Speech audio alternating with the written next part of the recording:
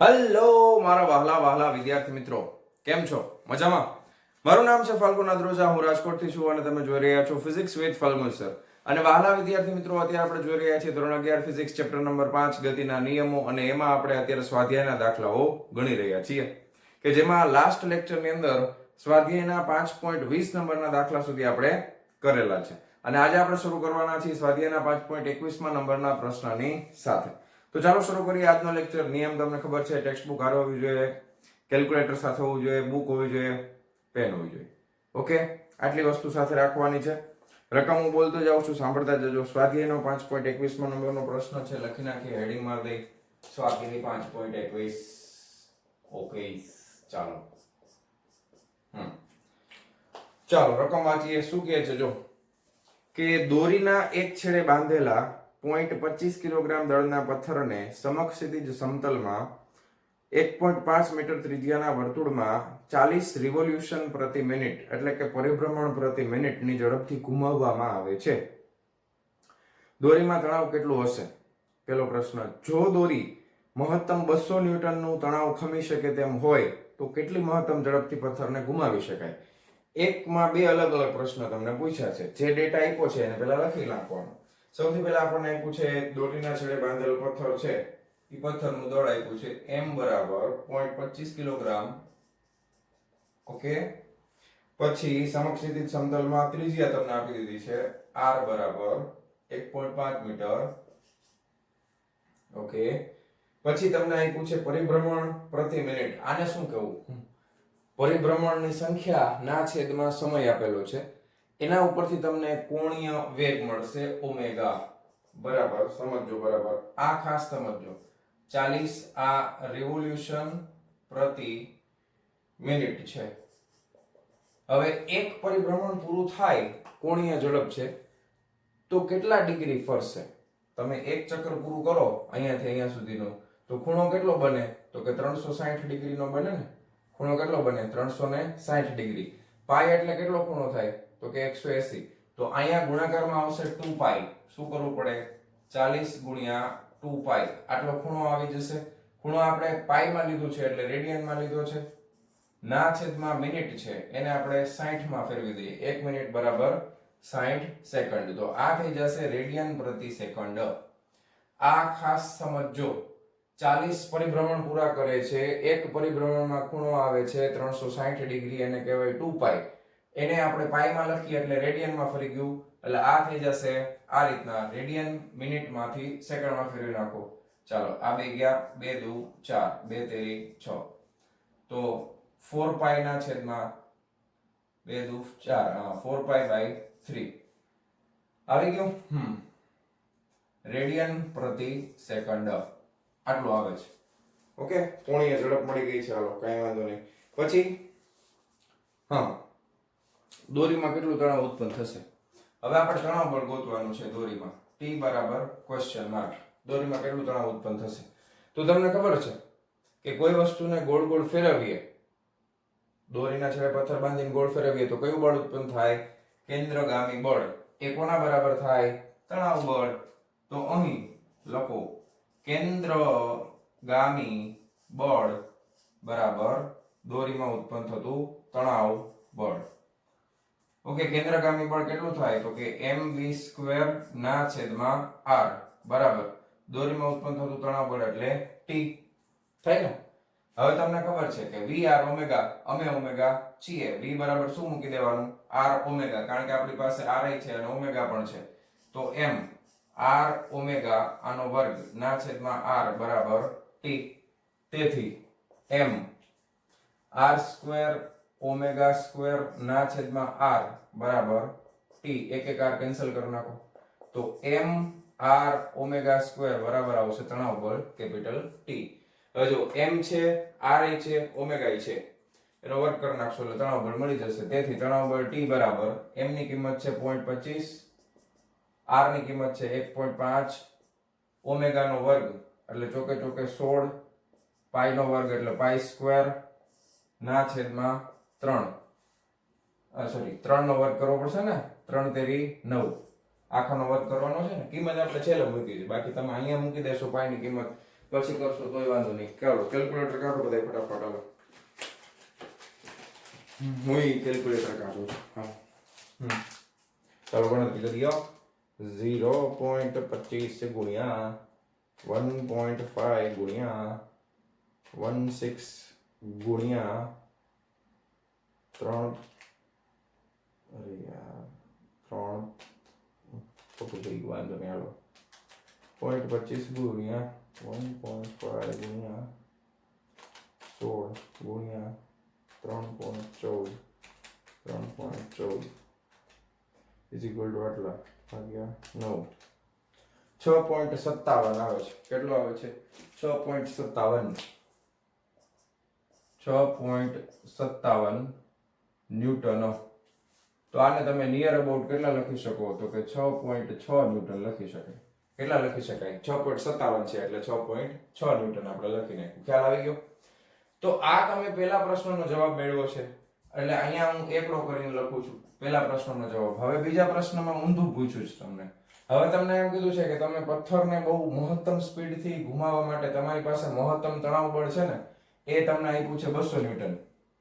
તો મહત્તમ તણાવ બળ T' બરાબર આપણે લઈ લઈએ છીએ 200 ન્યૂટન. આના માટે તમારે ઝડપ ગોતવાની છે. આના માટે તમારે વેગ ગોતવાનો છે. તેથી તમે લખી શકો કે કેન્દ્રગામી બળ બરાબર તણાવ બળ થાય તો તમે લખી શકો કે T' mv² ના છેદમાં r. હવે અહીંયા આગળ આ મહત્તમ સ્પીડ છે એટલે v max લખો તો પણ વાંધો નથી. હવે તમારે v જોઈએ છે તો v² ના કરતા બનાવો તો T' ના * r ના છેદમાં શું આવી જશે? m આવી જશે. T' એટલે કેટલા છે? 200 ન્યૂટન ઇન્ટુ ત્રિજ્યા કેટલી છે? 1.5 ના છેદમાં દળ કેટલું છે? 0.25. પછી એનું શું કરવાનું? તો વર્ગમૂળ કાઢવાનું. આ પોઈન્ટ છે તો ઉપર ગુણાકારમાં 100 લખી નાખું. 25 ચોકું કેટલા થાય? 100. 4 દુ 8 અથવા 15 દુ એક કામ કરી અહીંયાથી એક મીંડું કાઢ નાખી, અહીંથી પોઈન્ટ કાઢ નાખી, થઈ ગયું. એટલે 15 દુ 30 એટલે 300 ગુણ્યા 4 4 તેરી 12. 300 ગુણ્યા 4 એટલે 4 તેરી 12 થઈ ગયા 1200. હાલો તો v². પણ આપણે તો v જોઈએ છે તો v બરાબર વર્ગમૂળની અંદર 1200. ઓકે લખી નાખો વર્ગમૂળમાં 1200 કાઢી નાખો વર્ગમૂળ. કેટલું આવે છે? 1200 34.64 આવે છે ભાઈ. કેટલું આવે છે? 34.64 મીટર પ્રતિ સેકન્ડ. મહત્તમ વેગ કેટલો આવશે પથ્થરનો? તો કે 34.64. આ બીજા પ્રશ્નનો જવાબ હતો આ પહેલાનો. તો એકદમ સિમ્પલ દાખલો છે. તમે આને પછી 34.6 34.7 લખી શકો, કાંઈ વાંધો નથી. પણ એવું કંઈ કરવાની જરૂર નથી, જે આવે એ જ રાખવાનું. ઓકે ચાલો લખી નાખો ફટાફટ. સ્વાધ્યાયનો 5.21. ચાલો જવા દઉં છું. હા વિડીયો પોઝ કરીને લખી નાખજો. ચાલો વિદ્યાર્થી મિત્રો હવે આપણે જોશું સ્વાધ્યાયનો 5.22 નંબરનો પ્રશ્ન. સ્વાધ્યાય 5.22 શું કહે છે પ્રશ્ન? કે ઉપરના સ્વાધ્યાય 5.21 માં જો આગળ આપણે હમણાં જોયો એમાં જો એ મહત્તમ ઝડપ કરતા વધુ ઝડપ આપતા દોરી એકાએક તૂટી પડે તો તૂટ્યા બાદ પદાર્થનો ગતિપથ નીચેનામાંથી કઈ સાચી રીતે વર્ણવી શકાય? હવે આમાં ગણતરી નથી, જ્ઞાન આધારિત પ્રશ્ન છે. પથ્થર ત્રિજ્યાવર્તી દિશામાં બહાર ફેંકાય છે. દોરી તૂટે તે ક્ષણથી પથ્થર સ્પર્શકની દિશામાં ગતિ કરે છે. પથ્થર સ્પર્શક સાથે એવા કોણે ગતિ કરશે કે જેનું માન પથ્થરની ઝડપ પર આધારિત હશે. કયું સાચું છે? ઓપ્શન નંબર બી. ઓકે આમાં અહીંયા આગળ બી જે છે એ સાચું છે. એવું કેમ થાય છે ભાઈ? તમને ખબર છે કે જ્યારે તમે દોરી કાપી નાખો છો ત્યારે પથ્થરનો વેગ છે એ હંમેશા એના ગતિપથના સ્પર્શકની દિશામાં હોય. તો જ્યારે તમે પથ્થર કાપી નાખશો તો એને ભૂતકાળાને લેવા દેવા પૂરા થઈ જશે. તો પથ્થરને તમે કાપો છો એક ક્ષણ એની પાસે વેગ કઈ દિશામાં છે? તો કે સ્પર્શકની દિશામાં છે. એટલે જેવી દોરી કપાઈ જશે એટલે પથ્થર સ્પર્શકની દિશામાં આગળ ગતિ કરશે. બરાબર. તો આ જ્ઞાન આધારિત પ્રશ્ન છે, એમાં કઈ બહુ મોટી વસ્તુ નથી. હવે આપણે જોવાના છીએ સ્વાધ્યાયનો 5.23 નંબરનો પ્રશ્ન. જવાબ તમે તમારી લેંગ્વેજમાં તમારી ભાષામાં લખી શકો છો, મેં જે સમજાવ્યું એ પ્રમાણે. હો આવા પ્રશ્નોનો જવાબ હું બોર્ડ ઉપર નહીં લખું, તમે ખાલી સમજી લેજો. બાકી તમારે શબ્દોમાં તમારે લખી નાખવાના, માર્ક પૂરા જ મળશે. ક્લિયર? ચાલો હવે જો આમાં એવું જ છે, સમજાવો શા માટે. સમજાવો શા માટે. પેલું, ખાલી અવકાશમાં ઘોડાગાડીને ખેંચી અને દોડી શકતો નથી. ખાલી અવકાશમાં. હવે પેલી વસ્તુ એ છે કે ખાલી અવકાશ હોય તો આમાં બધાના 1 by 1 આપણે લખતા જઈએ. આમાં કઈ બહુ આમ તો ખાલી અવકાશ છે એટલે તમે સમજો ઘર્ષણ ન લાગે. પેલી વસ્તુ તો એ કે ખાલી અવકાશ હોય, અવકાશ એ ઘર્ષણ રહિત છે. ખાલી અવકાશમાં ઘર્ષણ કોની હારે લાગે? ઘોડાને. હવે ઘોડાગાડી રસ્તા ઉપર હાલે છે એનું કારણ શું છે? તો કે ન્યૂટનનો ગતિનો ત્રીજો નિયમ એમાં કામ કરે છે. કારણ કે ઘોડો જે છે એનો પગ દ્વારા જમીન ઉપર જેટલું બળ લગાવશે એટલું જ બળ જમીન છે એના પગ ઉપર લગાવશે. એટલા માટે ઘોડો છે એ આગળ તરફ ગતિ કરી શકે છે. પરંતુ ખાલી અવકાશમાં ઘર્ષણ હોતું નથી. બરાબર? એટલે ઘોડો છે એ બળ લગાવશે તો કોના ઉપર લાગશે? કોઈ જગ્યાએ બળ જ નહીં લાગે, ઘર્ષણ જ નથી. સમજે તમને? એટલા માટે ઘોડો છે એ અવકાશમાં ગતિ ન કરી શકે. સાવ એકદમ સિમ્પલ વસ્તુ પૂછી છે. ઝડપથી ગતિ કરતી બસ એકાએક અટકે ત્યારે મુસાફરો તેમની બેઠકથી આગળ તરફ ફેંકાય છે. શું કામ? કારણ કે જડત્વનો નિયમ છે. બીજા કેસની અંદર શું છે? તો કે જડત્વનો નિયમ લાગુ પડશે. અહીંયા આગળ જડત્વનો નિયમ લાગુ પડે. દાખલા તરીકે જ્યારે બસ ગતિમાં હોય ત્યારે તમારું શરીર એ ગતિમાં હોય છે. હવે જ્યારે બસ એકાએક અટકે છે ત્યારે તમારું શરીર છે એ પોતાની ગતિ જાળવી રાખવા માંગે છે. એટલે તમારું શરીર છે એ આગળ તરફ ધકેલાય છે અને બસ પોતાની જગ્યાએ ઊભી રહી જશે. પછી ત્રીજું, ઘાસ કાપતા મશીનને ધકેલવા કરતા ખેંચવાનું સહેલું છે. આ ખાલી સમજવા જેવું છે. ઘાસ કાપવાનું મશીન છે એને તમારે ધક્કો મારવા કરતા ખેંચવાનું સહેલું છે. ધારો કે તમને ઘાસ કાપવાનું મશીન જનરલી ખાલી આપણે દર્શાવવું હોય તો એક વર્તુળ દ્વારા દર્શાવી કે આ ઘાસ કાપવાનું મશીન છે. હવે આને તમારે દાખલા તરીકે એક ફિક્સ આનું વજન બળ W બરાબર mg તો નીચે લાગતું જ હશે. હવે તમે આને ખેંચો છો સપોઝ, તો બળ આ તરફ લાગશે. તમે ખેંચો તો બળ કઈ તરફ લાગે? આ બાજુ લાગે ને. અહીંયાથી ખેંચો છો ધારો કે, તો બળના બે ઘટકો મળશે. એક તમને ધારો કે ખૂણો થીટા છે એના આટલા ખૂણા ઉપર તમે મશીનને ખેંચો છો, તો ખૂણાની પાસેની બાજુ તમને મળશે F cos થીટા, ખૂણાનો સામેનો ઘટક મળશે તમને F sin થીટા. તો જો અહીંયા આગળ તમારે આ દિશામાં ધકેલવાનું છે, તો તમારે જો ઉપરનું જે વજન બળ છે અહીંયા આગળ એ તમારું કુલ નેટ ફોર્સ ઘટી જશે ને. અહીંયા આગળ શિરોલંબ દિશામાં જે બળ આવશે એ કેટલું આવશે? તો કે નીચેનું બળ ધારો કે વધારે છે તો W minus F sin theta થઈ જાય કે નહીં? તેથી શિરોલંબ દિશાનું જે બળ છે એ ઘટી જશે. આ ઘટી જશે એટલે તમારે બળ ઓછું લાગશે. બળ ઓછું લાગશે એટલે વજન બળ ઓટોમેટિક ઘટશે. ઘટશે એટલે ફ્રિક્શન ઓછું થાય, ઘર્ષણ ઓછું થાય એટલે ખેંચવું સહેલું પડે. દાખલા તરીકે ધક્કો જ મારો છો તો ધારો કે આ જ મશીન છે, આ એનું કેન્દ્ર છે, અહીંયા mg છે. ધક્કો મારો છો તો આ જ બળ છે એ આ તરફ લાગશે. હવે આના બે ઘટકો બનશે. એક આ બાજુ બનશે, ખૂણો છે થીટા, એક બનશે F cos થીટા અને બીજો ઘટક છે આમ આવશે F sin થીટા. હવે આ બે ઉમેરાય છે જો, કારણ કે આમ તમે ધક્કો મારો ને એટલે આ બળ છે એ નીચે લાગે એટલે અહીંયા શિરોલંબ બળ જે છે ને એ વધી જશે. શિરોલંબ બળ કેટલું થઈ જશે? તો કે W plus F sin theta થઈ જશે. તો જો અહીંયા ઘર્ષણ વધી જશે. ઓકે, અહીંયા ઘર્ષણ છે એ ઘટી જશે, અહીંયા ઘર્ષણ છે એ વધી જશે. એટલા માટે અહીંયા આગળ તમારે ધક્કો મારવો છે એ અઘરો પડે, ખેંચવું છે એ સહેલું પડે. ઓકે, જ્ઞાન આધારિત પ્રશ્ન જ છે બધા. પછી કીધું છે કે ક્રિકેટર કેચ પકડવા દરમિયાન તેના હાથ પાછળ તરફ ખેંચે છે. આઘાત, બળનો આઘાત યાદ કરો, પાછળ તરફ ખેંચે છે. વેગમાનનો ફેરફાર થવા માટે વધારે સમય લેશે. વેગમાનના ફેરફારમાં વધારે સમય લાગશે તો હાથ ઉપર લાગતું બળ છે એ ઓટોમેટિક ઘટી જશે. ખ્યાલ આવ્યો? તમે અહીંયા લખી શકો D માં વેગમાનનો ફેરફાર થવામાં વધારે સમય લાગવાથી હાથ ઉપર લાગતું બળ ઘટી જશે. એટલે એને લાગશે નહીં ટૂંકમાં. સમજાણું? ઓકે, તો આ જ્ઞાન આધારિત પ્રશ્ન હતો. આમાં કોઈ કેલ્ક્યુલેશન હતું નહીં. અને હવે આપણે જોવાના છીએ વધારાના સ્વાધ્યાયના દાખલાઓ. તો આમાંથી તમને ફટાફટ એવું લાગે તો નોટ ડાઉન કરી લ્યો વિડીયો પોઝ કરીને. ચાલો જવા દઉં છું. ચાલો વિદ્યાર્થી મિત્રો, હવે આપણે શરૂ કરીએ છીએ સ્વાધ્યાય 5.24 વધારાનો સ્વાધ્યાય છે. આકૃતિ મેં ઓલરેડી દોરી નાખી છે એટલે ટાઈમ ન બગડે. આકૃતિમાં 0.04 કિલોગ્રામ દળના એક પદાર્થનો સ્થાન વિરુદ્ધ સમયનો આલેખ દર્શાવેલો છે. આ y અક્ષ ઉપર સ્થાન છે જે x માં આપ્યું છે સેન્ટીમીટરમાં છે, અને x અક્ષ ઉપર સમય છે જે સેકન્ડમાં આપ્યો છે t, અને અહીંયા મેં અમુક પોઈન્ટ લખી નાખ્યા છે a b c d. Okay, ગણતરી કરવા માટે. સ્થાન ખાસ ધ્યાન આપો સેકન્ડમાં છે અને સમય છે સોરી સેન્ટીમીટરમાં છે અને સમય છે ઈ સેકન્ડમાં છે.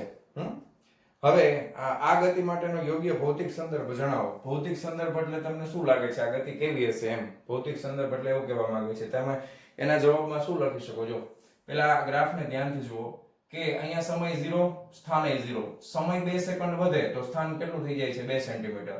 વળી પાછો સમય 2 સેકન્ડ વધે તો સ્થાન થઈ જાય છે 0. વળી સમય 2 સેકન્ડ વધે તો સ્થાન થઈ જાય 2 સેન્ટીમીટર. સમય પાછો 2 સેકન્ડ વધે તો સ્થાન થઈ જાય છે 0. એટલે તમે એવું વિચારી શકો કે 0 અને 2 સેકન્ડની વચમાં સ્થાન બદલાય છે અને પાછી 2 સેકન્ડ આવે એટલે પોતાના મૂળભૂત સ્થાને આવતો રહે છે. એટલે તમે ભૌતિક સંદર્ભમાં એવું લખી શકો કે કોઈ દડો છે એ બે દિવાલની વચમાં હવાના અવરોધ વગર અથડાયા કરે છે, અને બે દિવાલ વચ્ચેનું અંતર કેટલું છે? તો કે 2 સેન્ટીમીટર છે.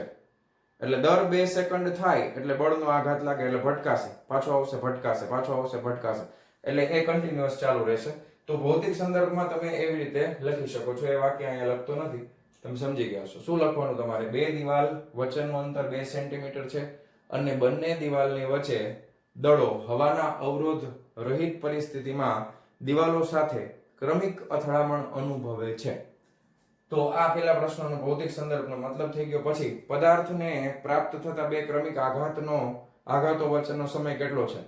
હવે પહેલી વાર તમે જુઓ, અહીંયાથી શરૂ કરેલા, અહીંયાથી ધારો કે અહીંયાથી ભટકાણો એટલે અહીંયાથી આઘાત લાગ્યો, પછી અહીંયા ઉપર જઈને ભટકાવે તો બે ક્રમિક આઘાત વચ્ચે સમય કેટલો લાગે? તો કે 6 - 4 એટલે 2 સેકન્ડનો.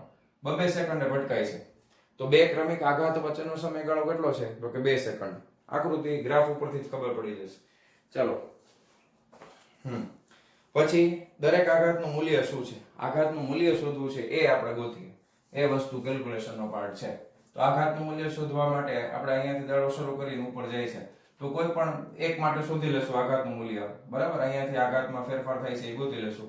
એટલે આપણે કરીએ કે દડાની AB દિશામાં ગતિ માટે, એના માટે તમે વેગ શોધો તો વેગ, દડાનો વેગ બરાબર AB રેખાનો ઢાળ થાય ને. સ્થાન વિરુદ્ધ સમયનો આલેખ છે તો સ્થાન વિરુદ્ધ સમયના આલેખમાં આ સીધી રેખા છે તો એનો ઢાળ છે એ શું આપે? અચળ વેગ આપે. કેવો વેગ આપશે? અચળ વેગ આપશે. તો વેગ કેટલો થશે દડાનો વેગ આટલા માર્ગ દરમિયાન? તો કે y અક્ષમાં થતો ફેરફાર, અંતિમ y અક્ષ જો અહીંયાથી શરૂ કરીને અહીંયા જાય છે, y અક્ષમાં ફેરફાર અંતિમ માઈનસ પ્રારંભિક 0 ના છેદમાં x અક્ષમાં થતો ફેરફાર અંતિમ છે 2 સેકન્ડ અને પ્રારંભિક છે 0. બરાબર, તો 2/2 એટલે 1 આવ્યું, પણ આ સેન્ટીમીટર પ્રતિ સેકન્ડ છે, મીટર પ્રતિ સેકન્ડમાં ફેરવવું પડશે. તો આ કેટલું થઈ જાય? 1 ગુણ્યા 10 - 2 1 મીટર બરાબર 100 સેન્ટીમીટર થાય, એટલે 1 સેન્ટીમીટર બરાબર 1/100 મીટર થાય, એટલે ઉપર જવા દો 10 - 2 મીટર પ્રતિ સેકન્ડ. તો દડાનો આ વેગ મળી ગયો AB રેખા માટેનો. તો ગતિ AB દરમિયાન વેગમાન, એને આપણે P1 નામ આપી દઈએ. વેગમાન P1 બરાબર m × v થઈ જશે. ચાલો, તો દડાનો વેગ છે v અને P1 કેટલું થઈ જશે? સદિશના સ્વરૂપમાં લખો, કાંઈ વાંધો નહીં, m × v સદિશ કરી નાખો. દડાનું દળ આપણને આપી દીધું હતું ને, દળ લખતા ભૂલી ગયો હું, કાંઈ વાંધો નહીં, અહીંયા લખી નાખી. દડાનું દળ છે m બરાબર કેટલું આવ્યું છે રકમમાં? 0.04 કિલોગ્રામ છે. 0.04 કિલોગ્રામ આ બોલનું દળ છે. તો આ 0.04 ગુણ્યા વેગ કેટલો આવ્યો? 10 - 2. તો આ 4 ગુણ્યા અહીંયા 2 છે એને આગળ લઈ જાઓ તો 10 - 2 -2 એટલે 10 - 4 થશે. વેગમાન છે એટલે એકમ શું થાય? કિલોગ્રામ × મીટર પ્રતિ સેકન્ડ. આ પ્રારંભિક વેગમાન ગણીએ. હવે આપણે જો એક આઘાત પછી બીજો આઘાત થાય છે, B થી C માં જાય છે તો અંતિમ વેગમાન ગતિ BC માટે વેગ બરાબર BC રેખાનો ઢાળ. ચાલો, તો એનો ઢાળ આપણે ગોતવાનો છે, ધ્યાન આપજો. હવે શરૂઆત તમે બી થી કરો છો અને સી સુધી જાઓ છો તો તમારે અંતિમ માઇનસ પ્રારંભિક કરવાનું ને, તો અંતિમ માટે y સ્થાનાંતર છે 0. ધ્યાન આપજો. બી થી સી, સી એટલે અંતિમ સ્થાન કેટલું છે 0, પ્રારંભિક સ્થાન કેટલું છે તો કે 2 ના છેદમાં અંતિમ સમય કેટલો છે તો કે 4 માઇનસ પ્રારંભિક સમય કેટલો હતો તો કે 2, તો -2 ના છેદમાં 2 એટલે -1 આવશે. -1 અને એ પાછું કેમાં તો કે સેન્ટીમીટર પ્રતિ સેકન્ડમાં, એટલે તમે લખી શકો -1 ગુણ્યા 10⁻²² મીટર પ્રતિ સેકન્ડ. તો આ અંતિમ વેગમાન મળ્યું, સોરી અંતિમ વેગ મળ્યો. તો ગતિ બીસી દરમિયાન વેગમાન p2 બરાબર m આ -v છે ઇઝ ઇક્વલ ટુ 0.04 into 10⁻², આ માઇનસમાં આવી જશે એટલે -4 into 10⁻⁴ કિલોગ્રામ ઇન્ટુ મીટર પ્રતિ સેકન્ડ. તો વેગમાનનો ફેરફાર આવી ગયો આખા રસ્તામાં. તો વેગમાનનો ફેરફાર એટલે બળનો આઘાત થાય. તેથી તમે લખી શકો કે આઘાત બરાબર વેગમાનનો ફેરફાર, અંતિમ વેગમાન માઇનસ પ્રારંભિક કરો એટલે p2 p1 તમે કરશો એટલે આ -4 ગુણ્યા 10⁻⁴, આ -4 ગુણ્યા 10⁻⁴, -8 ગુણ્યા 10⁻⁴ ન્યૂટન ઇન્ટુ સેકન્ડ લખો અથવા કિલોગ્રામ ઇન્ટુ મીટર પ્રતિ સેકન્ડ, બે એક જ થશે. ઓકે, તો આઘાત કેટલો લાગે છે 8 ગુણ્યા 10⁻⁴ કિલોગ્રામ ઇન્ટુ મીટર પ્રતિ સેકન્ડ જેટલો લાગશે. માઇનસ શું દર્શાવે છે કે બળનો આઘાત છે એ વેગની વિરુદ્ધ દિશામાં હોય. બળનો આઘાત હંમેશા વેગની જે દિશામાં વેગ હોય એની વિરુદ્ધ દિશામાં જ આઘાત લાગે, એટલા માટે જવાબ ઋણ છે. પણ આપણને પ્રશ્નમાં માત્ર મૂલ્ય પૂછ્યું છે. જો વાંચો, દરેક આઘાતનું મૂલ્ય શું છે, તેથી તમે લખી શકો જવાબ ભલે માઇનસમાં આવતો હોય, મૂલ્ય એટલે માઇનસમાં ગણવાનું ન હોય. ઓકે, તો મૂલ્ય બરાબર 8 ગુણ્યા 10⁻⁴ કિલોગ્રામ ઇન્ટુ મીટર પ્રતિ સેકન્ડ છે. ઓકે, માઇનસ ને મૂલ્ય જ્યારે લખતા હોય ત્યારે ધ્યાનમાં લેવાનું નથી. ચાલો લખી નાખો ફટાફટ વિડીયો પોસ્ટ કરીને. ચાલો જવા દઉં છું. ચાલો વિદ્યાર્થી મિત્રો, સ્વાધ્યાય 5.25 આકૃતિ આપી દઈ છે મેં. મારી નાની અલગ છે થોડી, શૂટ બૂટ નથી પહેર્યા, આમાં શૂટ બૂટ પહેરેલો છે.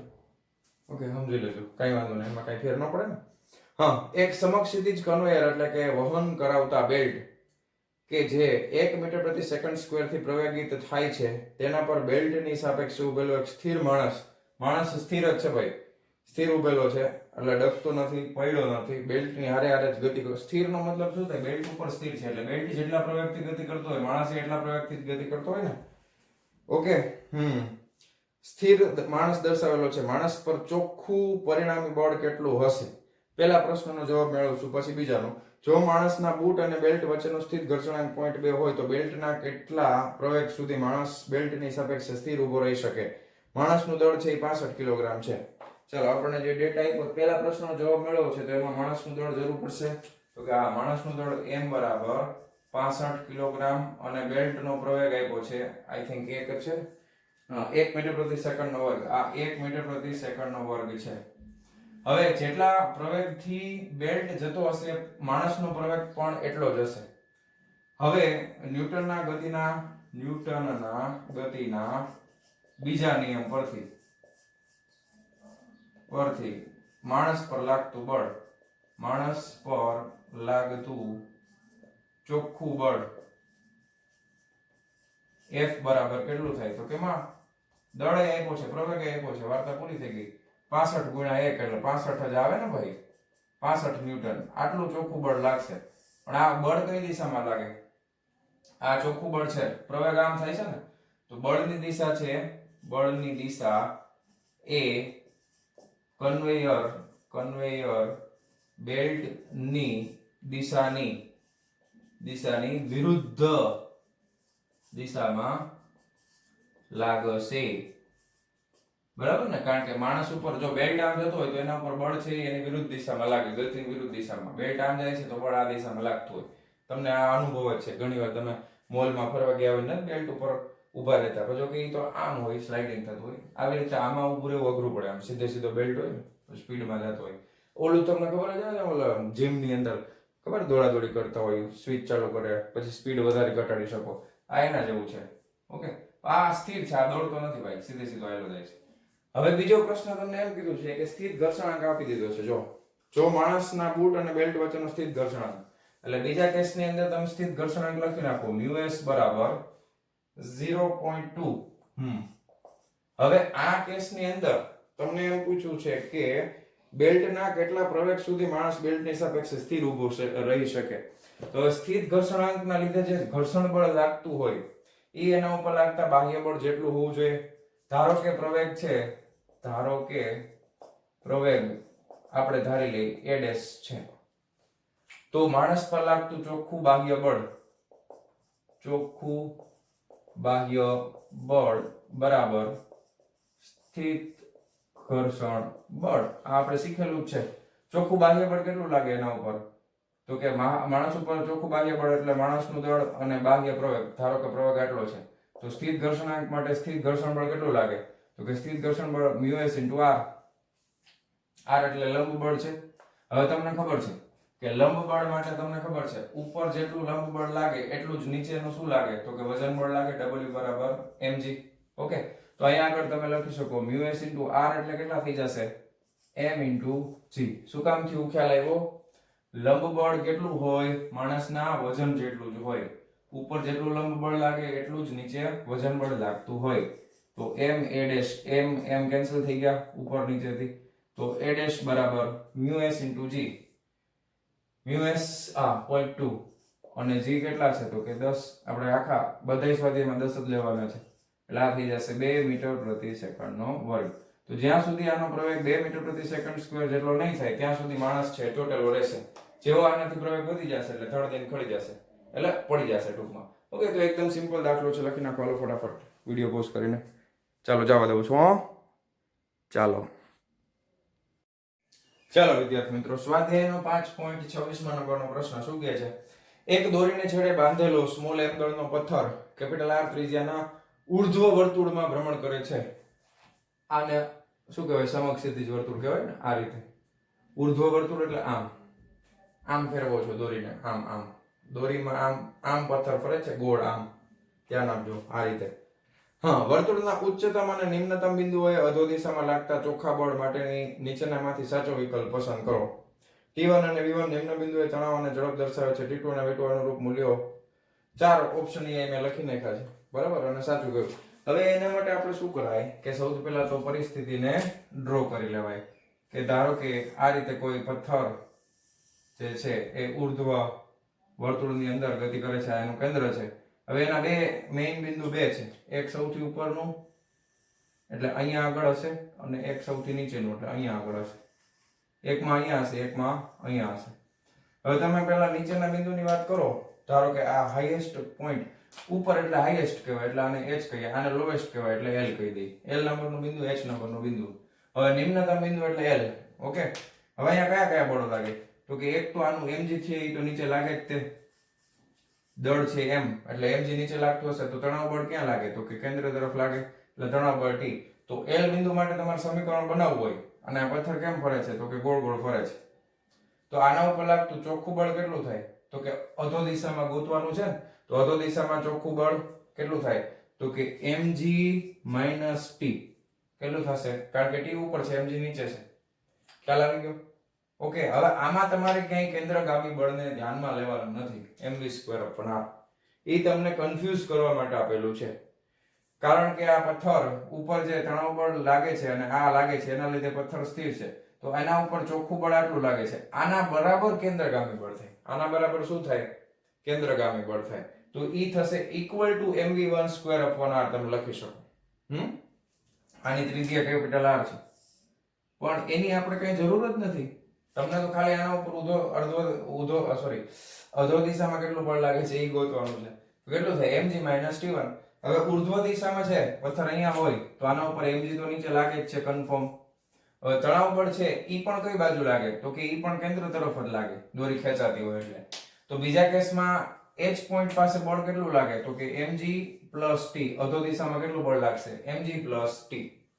ઓકે, હવે અહીંયા આ બાજુનું તણાવ છે એને T1 નામ આપ્યું છે એટલે આપણે T1 આપી દઈએ. આ બાજુનો તણાવ છે એને T2 નામ આપ્યું છે એટલે T2. તો કયો ઓપ્શન સાચો છે જોવો જી. mg - T1 mg + T2. Okay, તો ઓપ્શન A ઇઝ કરેક્ટ. બાકી બધાય તમને કન્ફ્યુઝ કરવા માટે આપેલા છે. તો સાચો જવાબ શું આવશે? Option A. એકદમ સિમ્પલ છે, જ્ઞાન આધારિત પ્રશ્ન કહેવાય. કેલ્ક્યુલેશન કઈ છે નહીં બહુ જાજી. ચાલો વિડિયો પોઝ કરીને લખી નાખજો. ચાલો જવા દઉં છું.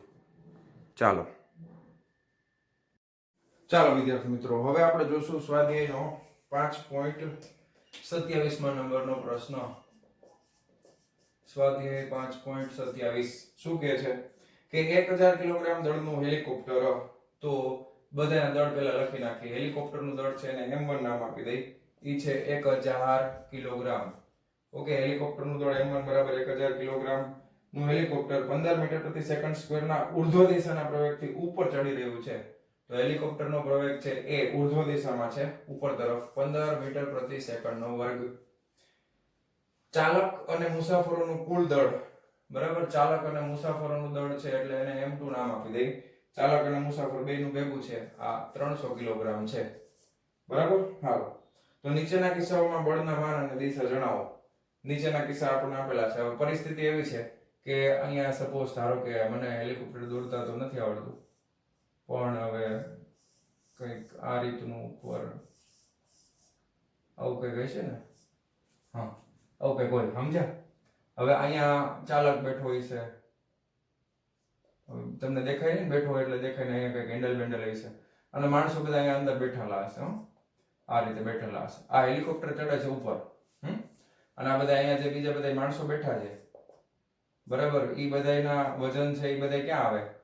તો કે ઈ તો બધાયના નીચે જ લાગતા હોય. હેલિકોપ્ટર ચડે છે ઉપર કેટલા પ્રવેગથી? તો કે ચડે છે 15 મીટર પ્રતિ સેકન્ડ સ્ક્વેરના પ્રવેગથી. બીજું આ બધા માણસો અને બધા સ્ટાફ છે એના લીધે એક બળ નીચે લાગતું હોય. કેટલું? તો કે mg જેટલું લાગે. બરાબર. આ ચડે છે ઉપર ચડે છે એટલે નેટ ફોર્સ જે છે, પરિણામી બળ, હેલિકોપ્ટર ઉપર લાગતું પરિણામી બળ છે એ તો ઉપર જ આવે. હવે તમે જો પ્રશ્ન હવે જોતા જઈએ પછી ગણતા જઈએ. પહેલા પ્રશ્નમાં એમ કીધું છે કે ચાલક અને મુસાફરો વડે તળિયા પર લાગતું બળ. તો પહેલા ચાલક અને મુસાફરો વડે તળિયા પર લાગતા બળ માટે FBD ફ્રી બોડી ડાયાગ્રામ બનાવી નાખી. હવે આમાં કેટલી વસ્તુને ધ્યાનમાં લેવાની છે. ચાલક અને મુસાફરો બરાબર, એ અહીંયા આપણે લેશું. ચાલક પ્લસ આ હેલિકોપ્ટર છે, આ હેલિકોપ્ટર છે.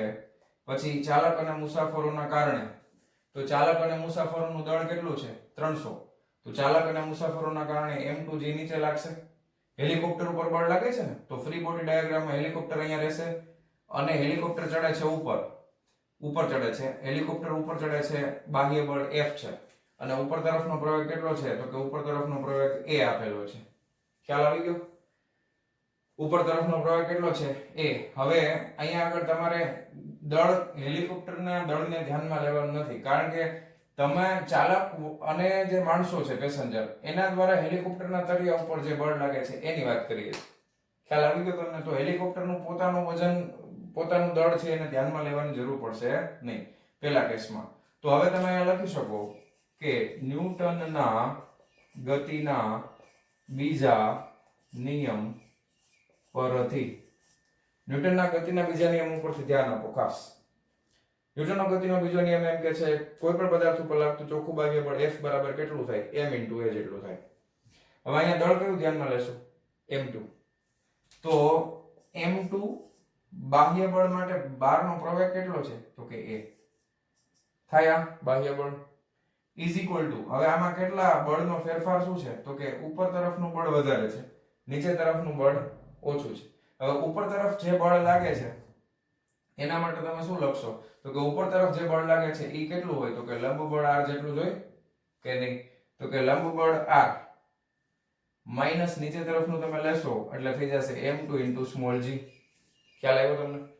કારણ કે ઉપર તરફ જો આ હેલિકોપ્ટરની અંદરની વાત છે, આ જે છે એ લંબ બળ છે, ઉપર તરફ લાગે, તમારું માણસોનું વજન છે એ નીચે તરફ લાગે, એટલે ઉપર તરફનું બળ વધારે છે r, માઈનસ આ ઓછું છે તો જ હેલિકોપ્ટર ઉપર જતું હોય ને. હેલિકોપ્ટર ઉપર કેટલા પ્રવેગથી જાય છે? a જેટલા પ્રવેગથી જાય છે. તો આપણે લંબ બળ ગોતી લેશું r બરાબર m2 કોમન નીકળી જાય a પ્લસ g આવશે એટલે આ કેટલું આવશે m2 કેટલા છે 300 એના ગુણાકારમાં a પ્લસ g એ કેટલા છે 15 g તો આપણને ખબર છે 10 જ લેવાનું હોય 15 ને 10 25 તેરી 75 અને આ 2 મીંડા એક્સ્ટ્રા ઓકે પછી તે 75 2 મીંડા એક્સ્ટ્રા વજન છે ન્યૂટનમાં આવશે ઓકે કિલોમાં તમારે લખવું હોય તો લખી શકાય 7.5 કિલો ન્યૂટન ઓકે ખ્યાલ આવી ગયો તો પહેલા પ્રશ્નનો જવાબ પેસેન્જર અને ડ્રાઈવર કેટલું લંબ બળ લગાવશે તો કે 7.5 કિલો ન્યૂટન જેટલું લંબ બળ છે એ ઓલા ઉપર લગાવશે તળિયા ઉપર આટલું લંબ બળ લાગશે ચાલો ચાલક અને મુસાફરો વડે તળિયા પર લાગતું બળ આટલું હશે ખ્યાલ આવી ગયો હવે હેલિકોપ્ટરના રોટર વડે આસપાસની હવા પરનું ક્રિયાબળ આ ખાસ ધ્યાનથી સમજજો હેલિકોપ્ટરના રોટર વડે રોટર કોને કહેવાય આ જે ઉપર પંખા ફરતા હોય એને રોટર કહેવાય હવે એમાં બધું આવી ગયું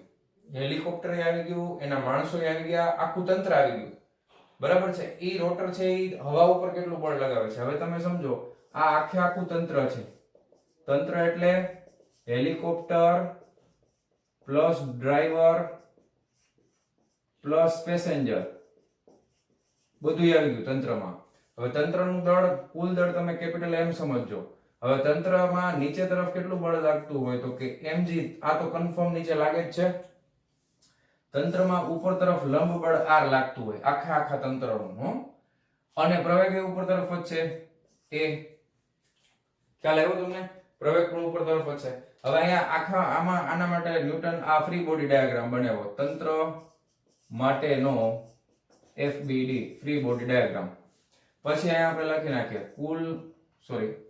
કુલ દળ બરાબર કેપિટલ M બરાબર શું થઈ જશે m1 પ્લસ m2 આખા તંત્રનું દળ લેવાનું ને તો 1000 પ્લસ 300 એટલે 1300 કિલોગ્રામ થશે 1300 કિલોગ્રામ ચાલો હવે ન્યૂટનના ગતિના બીજા નિયમ પરથી ન્યૂટનના ગતિના બીજા નિયમ પર ચોખ્ખું બળ કેટલું લાગે F બરાબર માં m એટલે કુલ દળ લેવાનું છે a એટલે ઉપરનો પ્રવેગ બરાબર ઉપરનું લંબ બળ વધારે છે r માઈનસ નીચેનું બળ કેટલું છે તો કે m * g હવે તમારે r ને ગોતવાનું છે r બરાબર કેપિટલ M કોમન નીકળી જશે a + g કેપિટલ M છે 1300 a છે 15 g છે 10 15 ને 10 25 25 ગુણ્યા 1300 કરવું પડશે ને કઈ વાંધો નહીં કરી નાખી 32500 આવે છે કેટલું આવે છે 32500 ન્યૂટન બરાબર આ કોમા એટલે તમે લખી શકો 32.5 કિલો ન્યૂટન આ જે બળ લાગે છે ને આ બળ હેલિકોપ્ટર દ્વારા હવા ઉપર લાગે છે આ બળ કોણ લગાવે છે હેલિકોપ્ટરના રોટર દ્વારા હવા પર લાગતું બળ ખ્યાલ આવ્યો તમને શું છે હેલિકોપ્ટરના રોટર વડે આસપાસની હવા પર લાગતું બળ લખી નાખજો હેલિકોપ્ટરના રોટર વડે આસપાસની હવા પર લાગતું બળ આટલું બળ લગાવે છે રોટર પછી એક પ્રશ્ન પૂછ્યો છે આસપાસની હવા વડે હેલિકોપ્ટર પર લાગતું બળ કેટલું લાગે હવે આમાં કઈ ગણતરી કરવાની જરૂર નથી ન્યૂટનના ગતિના ત્રીજા નિયમ ઉપરથી આઘાત અને પ્રત્યાઘાત સમાન મૂલ્યના વિરુદ્ધ દિશામાં હોય તો હવા દ્વારા આટલું જ બળ લાગશે એની વિરુદ્ધ દિશામાં બરાબર તો ત્રીજા પ્રશ્નના જવાબમાં તમારે લખવાનું પણ જગ્યા ઓછી છે અહીંયા ખાલી એમને ચોકડી કરીને લખી દઉં છું કે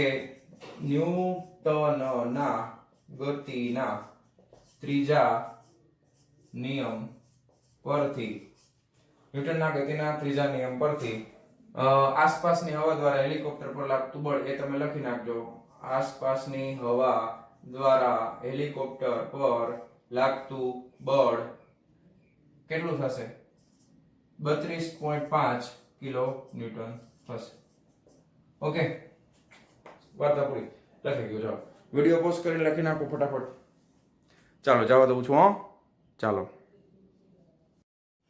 વિદ્યાર્થી મિત્રો સ્વાધ્યાય 5.28 ચાલો સ્વાધ્યાયનો 5.28 માં નંબરનો પ્રશ્ન વાંચીએ 10⁻² મીટર સ્ક્વેર આડછેદનું ક્ષેત્રફળ ધરાવતી જેવો ડેટા વાંચીએ એટલે તરત લખી નાખવાનું આડછેદનું ક્ષેત્રફળ એટલે કેપિટલ A થાય ક્ષેત્રફળ માટે એરિયા ઇંગ્લિશમાં કેપિટલ S ના 10⁻2 મીટર સ્ક્વેર છે. એક નળીમાં 15 મીટર પ્રતિ સેકન્ડની ઝડપે સમક્ષિતિજ વહન કરતા પાણીના પ્રવાહમાંથી, હવે પાણીનો વેગ તમને આપી દીધો છે, સમક્ષિતિજ દિશામાં વહન થાય છે, વેગ v બરાબર 15 મીટર પ્રતિ સેકન્ડ. ઓકે. પાણીના પ્રવાહમાંથી પાણી બહાર ધસી આવીને નજીકની ઉર્ધ્વ દિવાલને અથડાય છે. પાણીની અસરથી દિવાલ પર લાગતું બળ કેટલું હશે? પાણી પાછું ફેંકાતું નથી તેમ ધારો. પાણી રિબાઉન્ડ નથી થતું એમ ધારવાનું છે આપણે. હવે આ થોડુંક તમને સમજવા માટે થોડોક કન્સેપ્ટ ધ્યાનથી સમજજો. આ રીતે નળી છે, નળીમાંથી પાણી છે એ વહી રહ્યું છે, બરાબર? આ રીતે નળી છે, નળીમાંથી પાણી પસાર થઈ રહ્યું છે. હવે આ પાણીનો ફ્લો, અહીંયા એક દિવાલ છે, આ શું છે? દિવાલ. હવે આ જે છે ને, હવે એને આપણે બ્લુ કલર થી બતાવું તમને. તો અહીંયા આગળ આ પાણી છે ને, અહીંયા ભટકાય છે, બરાબર? હવે ભટકાઈને રિબાઉન્ડ નથી થતો એટલે એનો સંપૂર્ણ વેગ છે એ શૂન્ય થઈ જાય છે.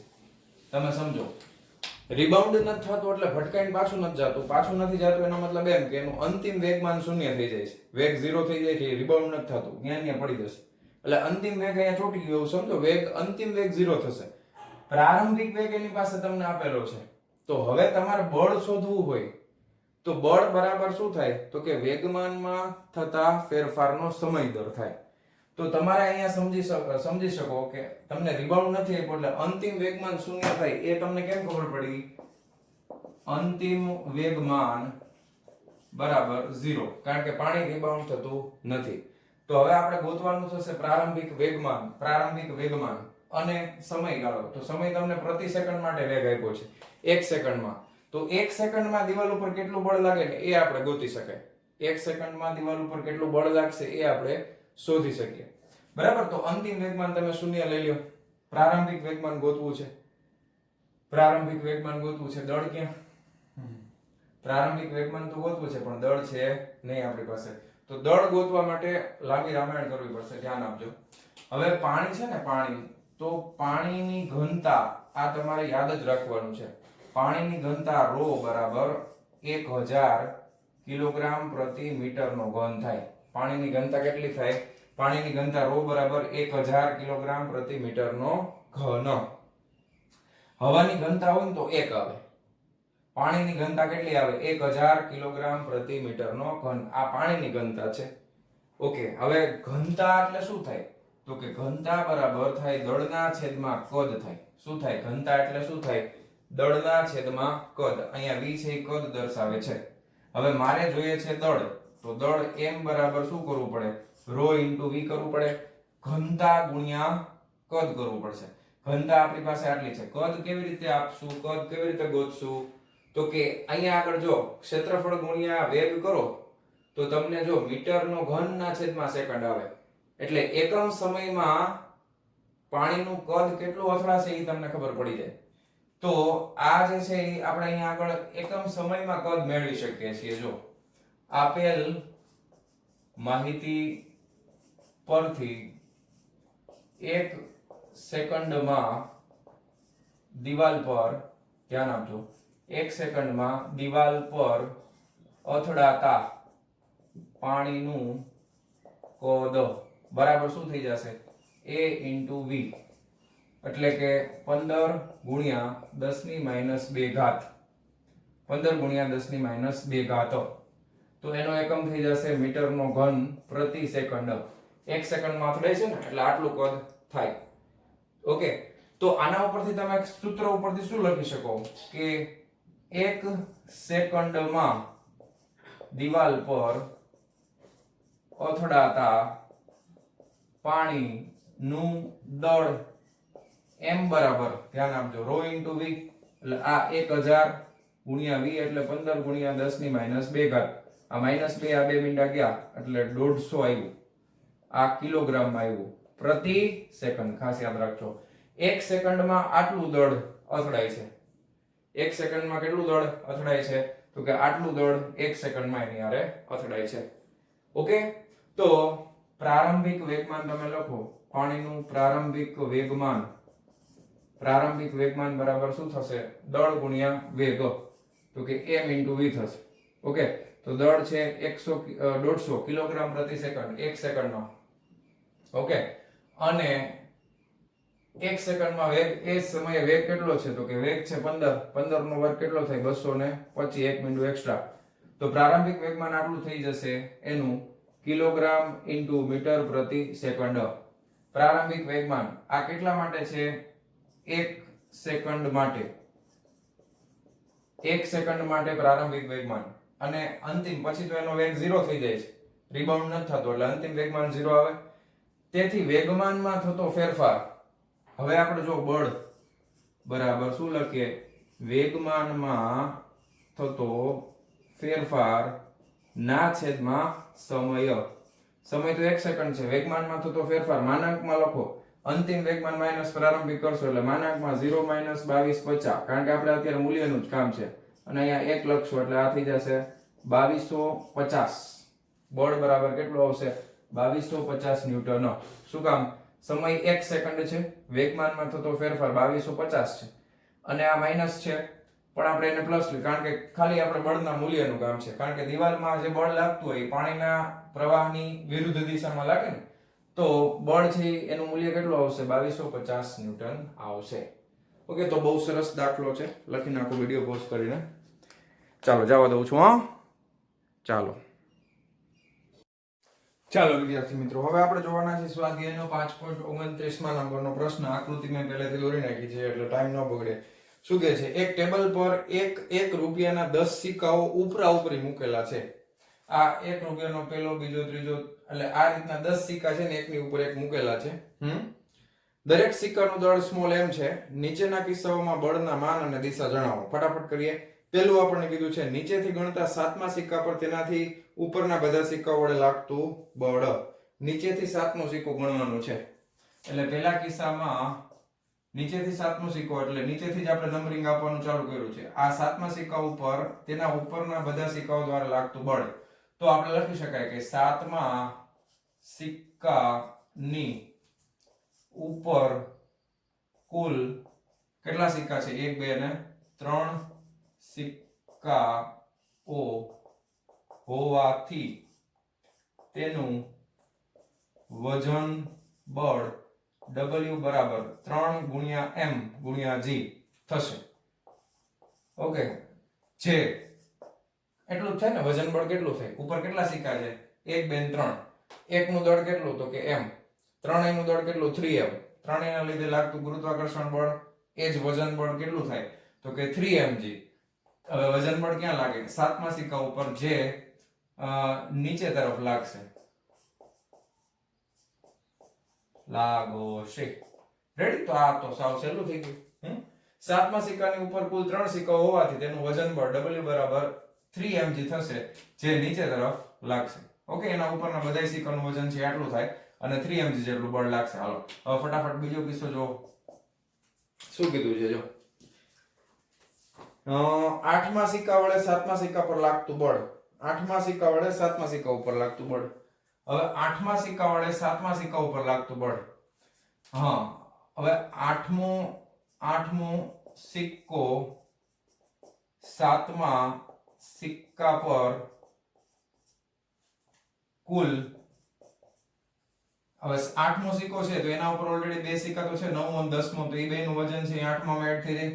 તો 8મો સિક્કો 7મા સિક્કા પર કુલ 3mg જેટલું જ વજન બળ નીચે તરફ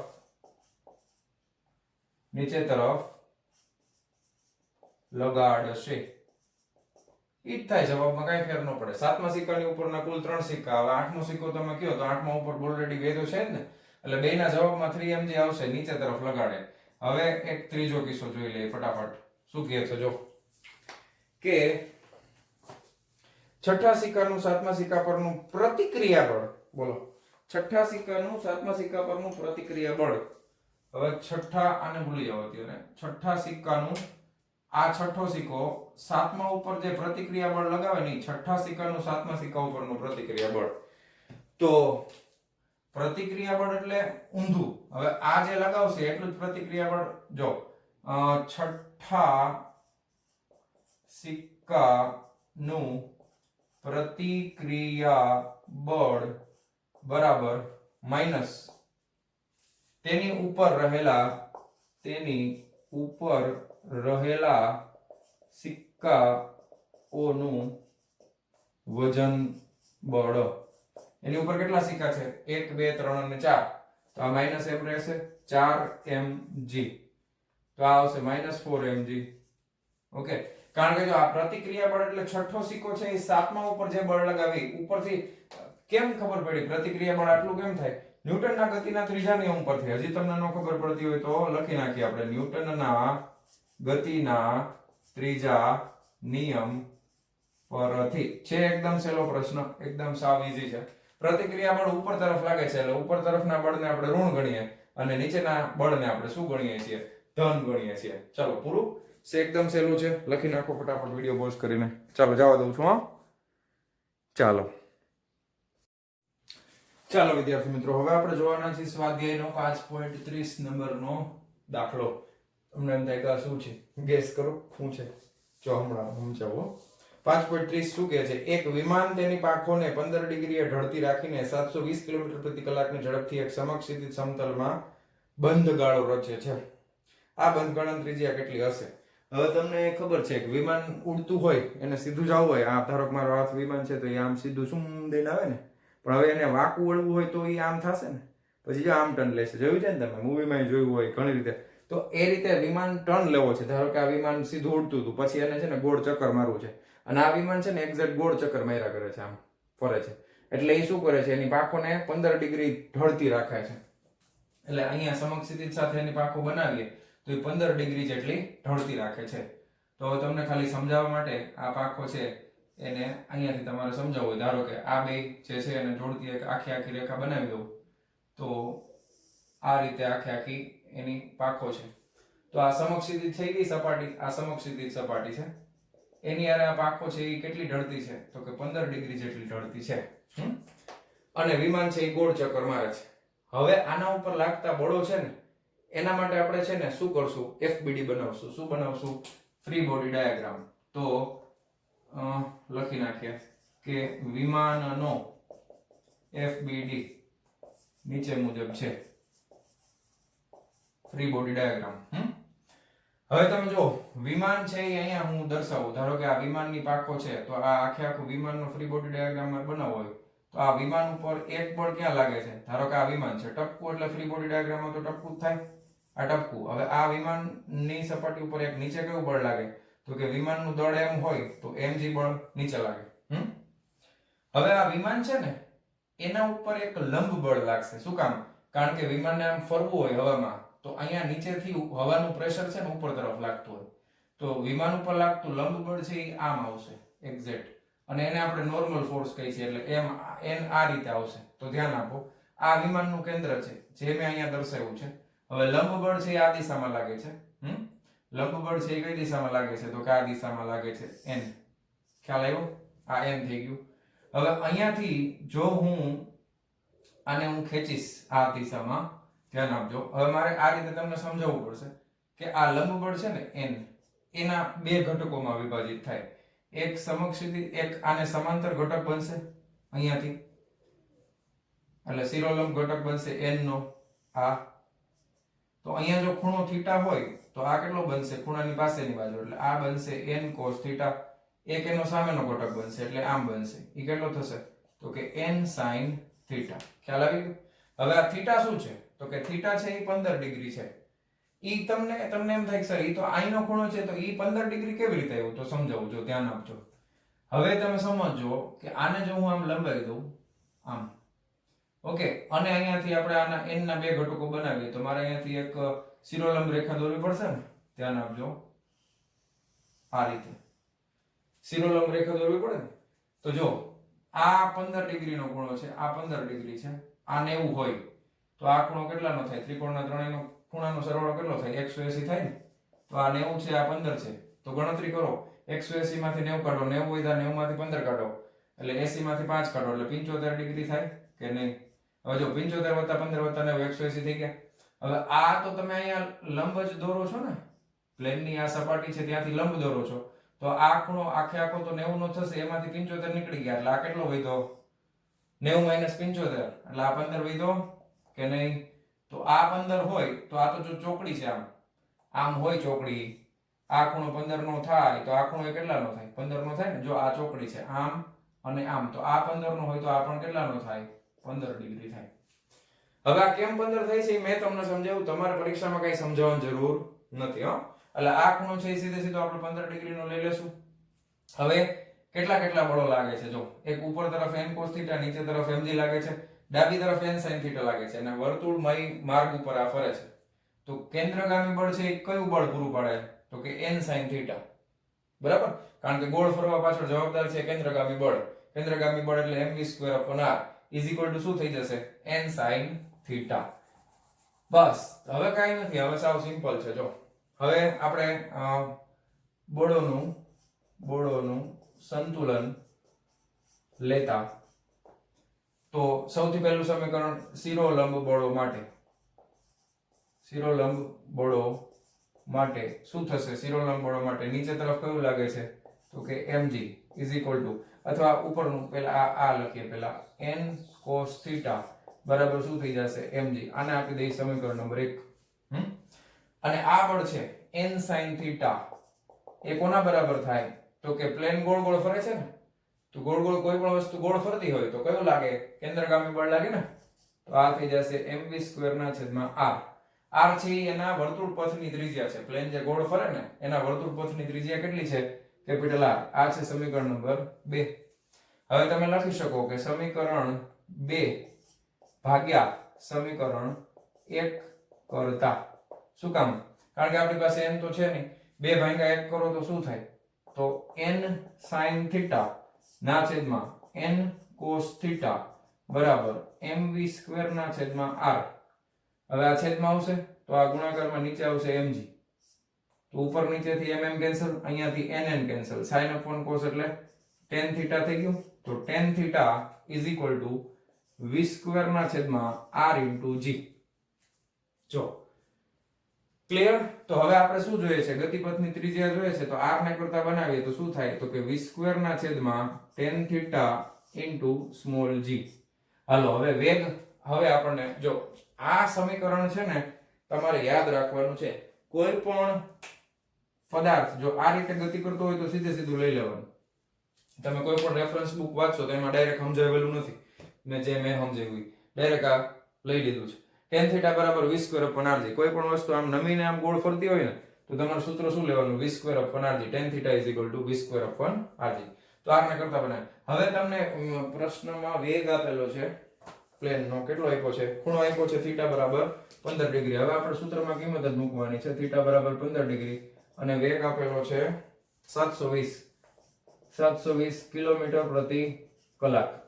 હવે કિલોમીટર પ્રતિ કલાક તો હાલે નહીં, તમને ખબર છે. જ્યાં પણ પ્રવેગ આવતો હોય એટલે તમારે એને મીટર પ્રતિ સેકન્ડમાં ફેરવવું જ પડે.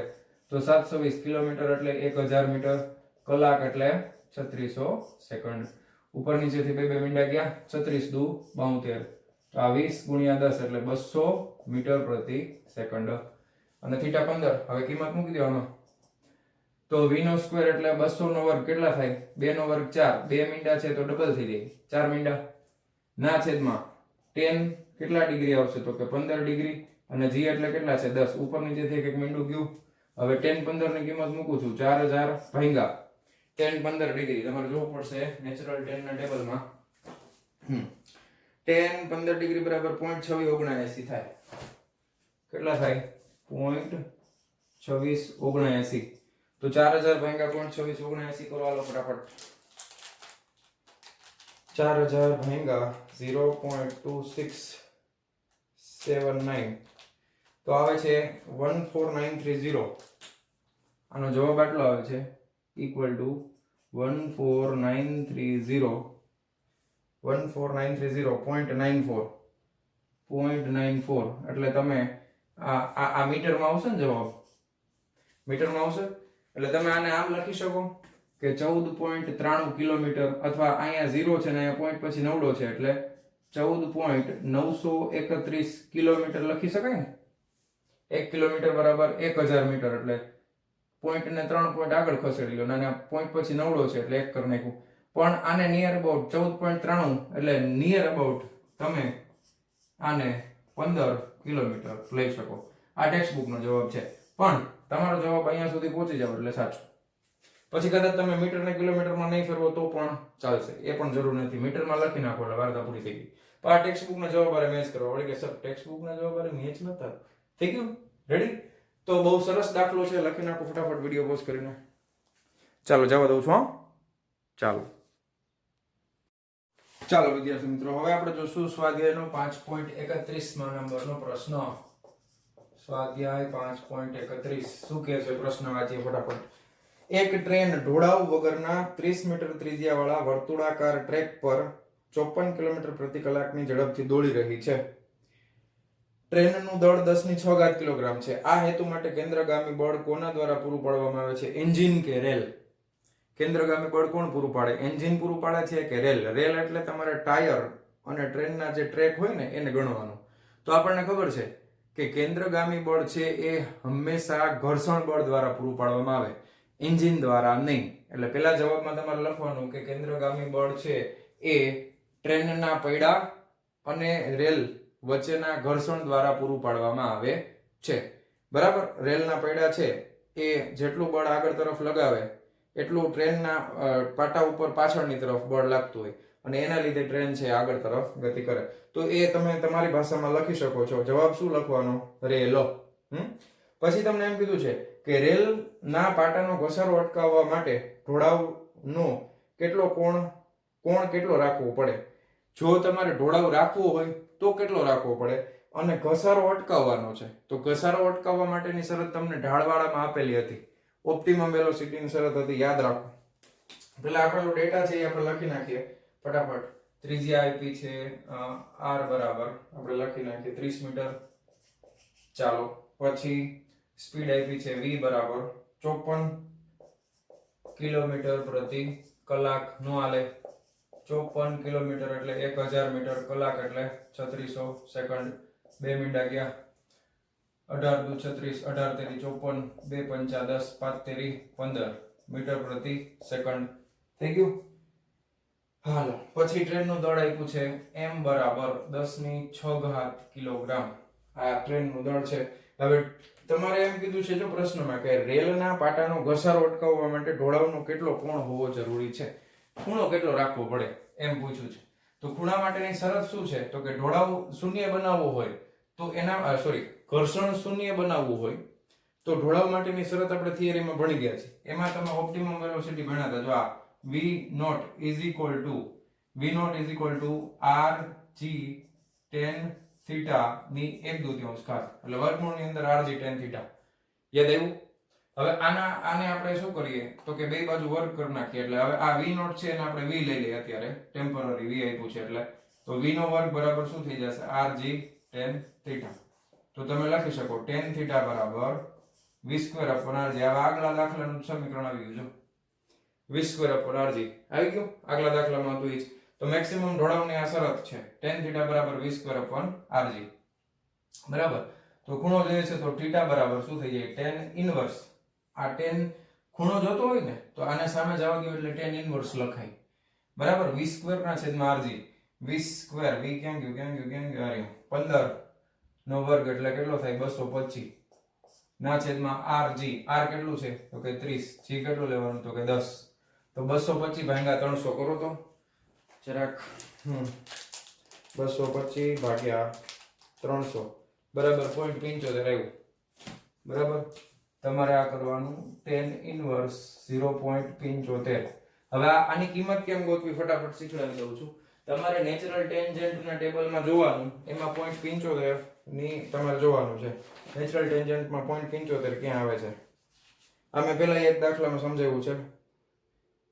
0.75 0.7508 આવે છે 36 ડિગ્રીમાં.